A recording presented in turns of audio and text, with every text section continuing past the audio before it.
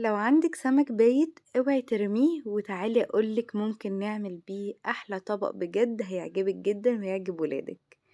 عندي السمك طبعا محدش راضي ياكله، ده سمك مشوي بولتي ومكاريل. وعندي قطع من الطماطم والجزر والكزبرة الخضراء وليمون لو حابة تحطي ليمون. لازم يكون كله متقطع قطع صغيرة. انا فصصت السمك من الشوك بالشكل ده، وهنحط الطاسة على النار ونحط عليها معلقتين من الزيت، وأول ما تسخن كويس هنحط السمك بتاعنا، وهتبقى أحلى سلطة سمك. هنعملها معاملة كأنها رنجة أو كده، بس بجد الطعم طلع حكاية. طبعا أنصحك ان انتي ما تحطيش ملح أو أي توابل، لأن طبعا بيكون متبل ومملح كويس. لكن لازم طبعا تدوقيه وتشوفي لو محتاج ممكن تحطي ملح، يكون ناقص ملح ولا حاجة فتحطي يعني. هنحط الجزر بس، طبعا الخضرة اللي نزل دي مش مشكلة، مش هتعمل حاجة.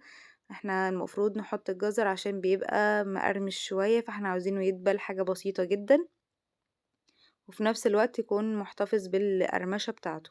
احنا هنا هنقلب تقلبتين بس مش اكتر من كده، عشان احنا كده كده كل حاجة عندنا مستوية، الجزر بس احنا بندبله مع درجة الحرارة بتاعتنا، يعني احنا بنسخن السمك بس.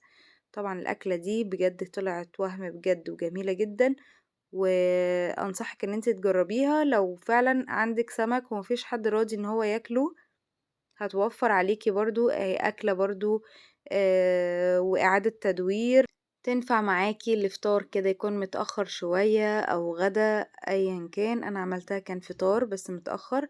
طبعا بعد ما حطيت الطماطم والكزبرة قلبتهم تقلبتين وبقت جاهزة معايا.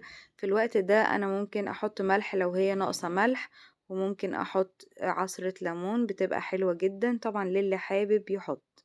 جربيها وبعد كده عمرك ما هترمي سمك تاني.